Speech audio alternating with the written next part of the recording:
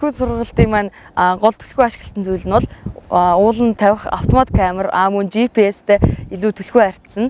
За тэгээд энэхүү уулынхаа дөрвөн аманд одоо автомат камер суурилсан. За тэрний нэг болох цагаан гол гэдэг аманд бид нар суурилсан автомат камерыг бол хурааж аваад тэгээд меморигоо хийгээд үцгэд тэр автомат камерт маань одоо хүний очиж чадахгүй их хэцүү газар бол байрлуулсан байсан. За тэгээд одоо сайр хайрхны маань эзэн болох тоохор ирвэл мануул чон гэх зэрэг антид бол зөндөө орсон байсан. За тэгээд одоо камер суурилсан болон сайн камерыг хурааж авсан хүмүүсийн сэтгэлд бол гоё маш өндөр байсан. За бид энэ голын эргээс хясааны ёроол хүртэр ингээд сууг татлаа. Тэгээд суугийнхаа ёроод ийм төмөр конус суулгалаа. За энэ бол жижиг хөхтөн амтныг судлахад хэрэгэлдэг ийм арга.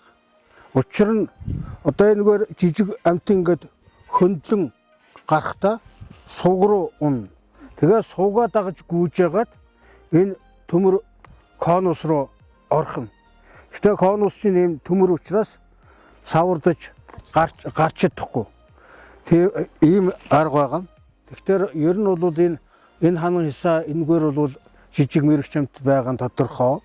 Бас энэ усан байдаг ч бас жижиг одоо амтд байна. Одоо жишээлбэл усч гэрэлцгэн гэж амтан байж магадгүй. За би энэ сайр болонд 2 дахь жилдээ ирж байна. Түрүү жил би ургамлын багт байсан. Энэ жил би амтны огт орсон. Яагаад амтны огт орсон шалтгаан гэвэл би урд өмнө ерөөс харж байсан. Нэг удаа ерөөс манай хотод орж ирээд тэгээд аав төрхөх гэж хөөж чадаагүй. Тэгээд тэр ерөөс аав маань тэрийг за өөрөө мэдээгээд тэр ерөөс нэг ямаа идээ байсан.